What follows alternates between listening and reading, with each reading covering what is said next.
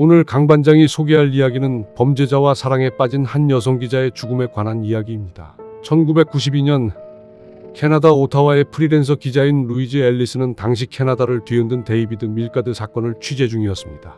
데이비드 밀가드는 살인 혐의로 유죄 판결을 받고 무려 23년을 감옥에서 보낸 사람입니다. 그런데 사실 진짜 범인은 따로 있었고 데이비드는 억울하게 누명을 쓴 사람이었죠. 1993년 루이즈는 취재를 위해 사건 공판에 참석했고 그곳에서 한 남자를 만나게 됩니다. 그 남자는 증언대에 서서 전 감방 동료 레리 피셔가 범인이라고 증언을 하고 있었죠. 루이즈의 눈에 이 남자는 정의를 위해 목소리를 높이는 매력적인 사람으로 보였습니다.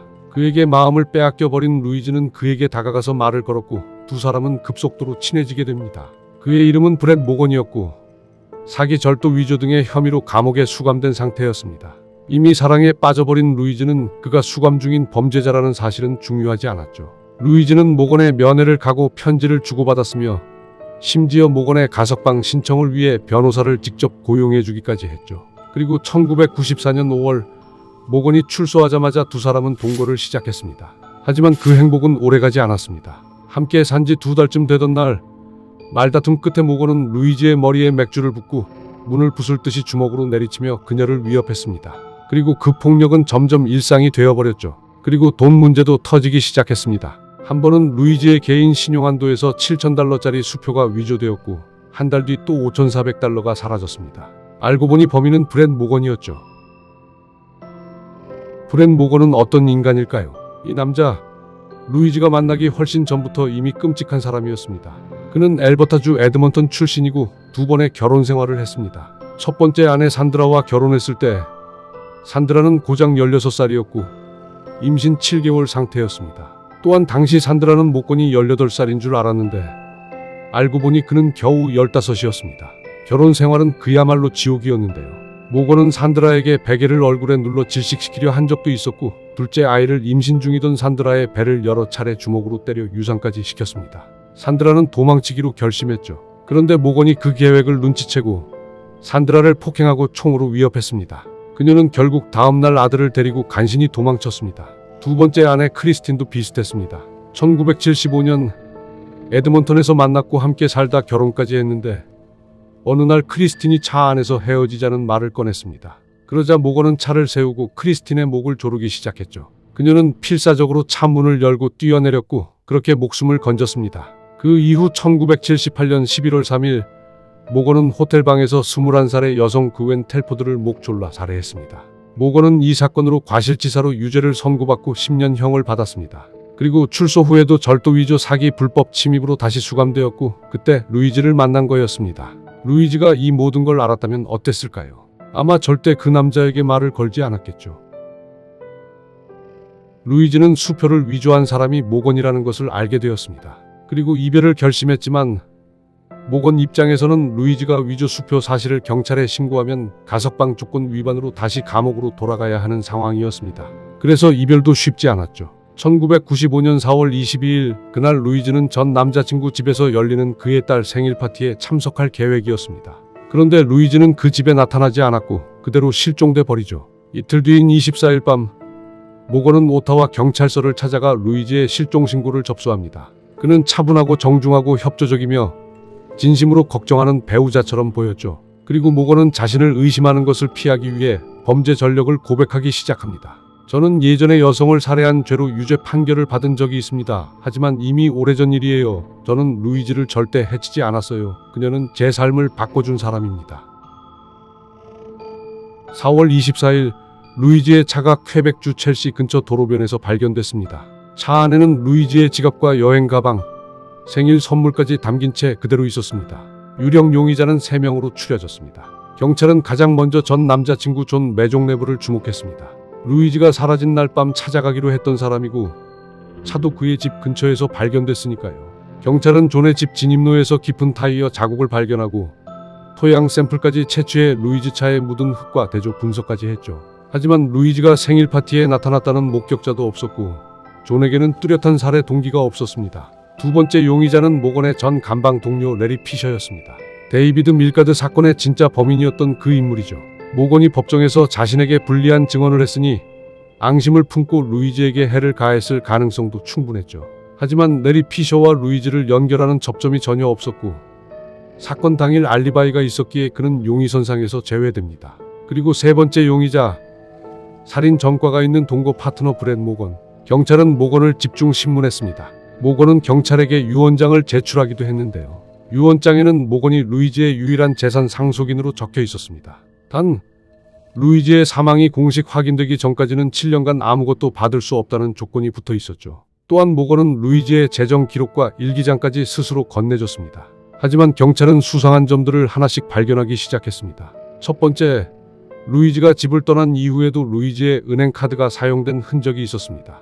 그런데 그 카드는 나중에 루이즈의 차 안에서 발견되었죠. 경찰은 모건이 나중에 카드를 차에 갖다 놓은 것으로 판단했습니다. 심지어 모건은 루이즈의 카드 사용에 대해 인정을 했는데 은행 기록을 확인해보니 사용 시간에 있어 모건의 진술과 일치하지 않았습니다. 두 번째, 루이즈가 사라진 직후부터 모건은 루이즈의 보석류와 살림살이를 팔기 시작했습니다. 실종된 여자친구를 애타게 찾는 사람치고는 참 이상한 행동이었죠. 세 번째, 루이즈의 욕실 샤워 커튼이 뜯겨 없어진 상태였습니다. 두 사람의 몸싸움 흔적처럼 보였죠. 경찰은 여러 정황을 바탕으로 결국 도청 영장을 발부받아 모건의 전화기, 집, 트럭에 도청 장치를 심었습니다. 마리 페런트는 사설 탐정을 공부하는 학생이었습니다. 어느 날 마리는 TV에서 한 남자를 봤습니다. 눈물을 글썽이며 여자친구를 찾아달라고 호소하는 남자 브렛 모건이었죠. 마리는 루이즈의 차가 자신의 집 근처에서 발견됐다는 사실에 흥미를 느꼈습니다.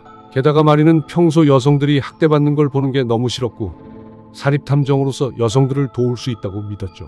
그래서 루이즈 앨리스 실종 사건을 졸업과제로 삼기로 결심했습니다. 마리는 모건에게 연락해서 무료로 도움을 주겠다고 했죠. 모건은 흔쾌히 받아들였습니다. 처음 만난 모건은 너무나 괴로워 보였고 마리는 진심으로 그가 안쓰러웠습니다. 그를 도와줘야겠다는 생각뿐이었죠. 마리는 과제를 위해 모건에게 양해를 구한 뒤 대화를 녹음하기 시작했습니다. 두 사람은 함께 루이즈의 전 남자친구를 찾아가 보기도 하고 루이즈의 차량을 둘러보기도 했죠. 그런데 집으로 돌아온 마리가 녹음 파일을 다시 들으며 사건을 점검하던 중 뭔가 이상한 부분을 발견했습니다. 루이즈의 차 운전석 위치에 대해 물었을 때 모건이 이렇게 말했죠. 내가 세워둔 그대로야. 그러다 스스로 말실수를 깨달았는지 황급히 말을 바꿨습니다. 루이즈가 세워둔 그대로야. 다시 들어도 똑같았습니다.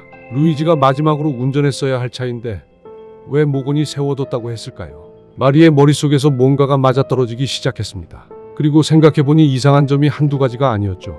말의 앞뒤가 맞지 않는 부분들, 너무 자연스러운 태도, 전 남자친구를 범인으로 지목하는 방식까지. 마리의 마음속에서 안쓰러움이 의심으로 바뀌는 순간이었습니다.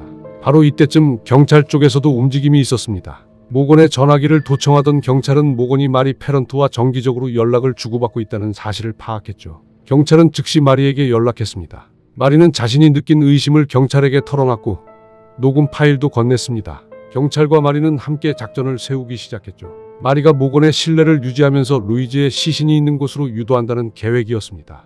그런데 문제는 모건이 수색을 자꾸 피하기 시작한다는 것. 경찰 헬기가 수색 지역 위를 날자 겁을 먹었는지 이런저런 핑계를 대며 약속을 취소했습니다. 마리가 아무리 독려해도 모건은 좀처럼 움직이려 하지 않았습니다. 그래서 경찰은 은행 직원인 척 모건에게 전화를 걸었죠. 모건 씨, 죄송하지만 루이즈 씨가 공식적으로 사망 확인이 되지 않으면 유산은 7년간 받으실 수 없습니다. 전화를 끊은 모건의 태도가 달라졌습니다. 마리에게 연락해 다시 수색을 나가자고 했죠. 7월 6일 아침, 마리와 모건은 웨이크필드에서 만났습니다. 마리의 지갑 안에는 경찰이 심어둔 도청 장치가 숨겨져 있었죠. 모건은 차를 몰며 이 길 저 길을 왔다 갔다 하며 마치 길을 잃은 것처럼 보였습니다. 그렇게 한참을 달리다가 두 사람은 막다른 비포장도로 끝에 차를 세웠습니다. 그리고 울창한 숲속으로 걸어 들어갔습니다. 빽빽한 나무들 사이를 헤치며 걷던 그때 마리의 눈에 무언가가 들어왔습니다. 그러자 모건이 루이즈인 것 같다며 옆쪽에는 루이즈 운동화가 보인다며 다가갔습니다. 그곳에는 루이즈 앨리스의 부패한 시신이 있었습니다. 모건은 그 자리에 주저앉아 울기 시작했습니다. 멀리서 도청으로 이 모든 상황을 듣고 있던 경찰은 즉시 모건을 현장에서 체포했습니다. 루이즈가 사라진 지 76일 만이었습니다. 모건이 체포되면서 그날 루이즈에게 무슨 일이 있었는지 윤곽이 드러났죠. 4월 22일 루이즈는 모건에게 돈을 돌려달라고 따졌고 이후 싸움이 벌어졌습니다. 모건은 루이즈를 욕실로 끌고 갔고 루이즈는 필사적으로 저항했습니다. 샤워 커튼을 붙잡으며 버텼지만 커튼은 뜯겨 내려왔고 루이즈는 질식사로 숨을 거뒀습니다. 시신이 너무 많이 부패해 정확한 살해 방법은 확인되지 않았지만 경찰은 모건이 과거에도 여성들의 목을 조른 전력이 있다는 점에 주목했습니다. 모건은 바로 그 샤워 커튼으로 루이즈의 시신을 감싸고 루이즈의 차를 몰고 퀘벡주 생트세실드 마샴으로 향했습니다. 거기서 시신을 숲속에 버렸죠. 그리고 이 장소를 선정한 이유는 루이즈의 전 남자친구 존 매종네브의 집 근처라고 생각하고 일부러 그곳을 선택했습니다. 그 남자에게 살인 혐의를 뒤집어 씌우려 한 거였죠. 그런데 모건이 참고한 지도가 틀렸었고 시신이 발견된 곳은 존의 집 근처가 아니었습니다. 1997년 가을 재판이 시작됐습니다. 무려 6개월 동안 90명이 넘는 증인이 법정에 섰고 마리 페런트도 그중 한 명이었습니다. 검찰이 제시한 증거는 이랬습니다. 루이즈의 은행 카드 사용 흔적과 진술 불일치, 루이즈 실종 직후 보석 유처분, 위조 수표, 루이즈의 일기, 도청 녹음 테이프, 그리고 숲속에서 모건이 한 수상한 발언들까지. 모건 측 변호인은 직접적인 증거가 없다. 경찰이 처음부터 모건만 바라보며 다른 가능성을 무시했다고 맞섰습니다. 하지만 배심원단은 3일간의 심해 끝에 유죄로 결론을 내렸습니다. 그는 25년간 가석방 없는 무기징역을 선고받았죠. 하지만 모건은 판결 2달 만에 C형 간염으로 교도소 안에서 사망하게 됩니다. 공교롭게도 모건이 사망한 날이 루이즈 실종 신고를 한 날로부터 정확히 3년이 되던 날이었습니다. 또한 경찰은 모건이 1970년대 엘버타에서 발생한 2건의 미제 살인 사건의 용의자이기도 했다고 밝혔습니다.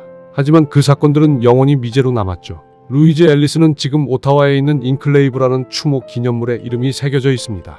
1990년부터 2000년 사이 남성에 의해 살해된 오타와 여성들을 기리는 곳이죠. 똑똑하고 정의감 넘치고 억울한 사람을 위해 펜을 들었던 기자 루이즈 앨리스는 법정에서 용감하게 진실을 말하는 남자를 봤습니다.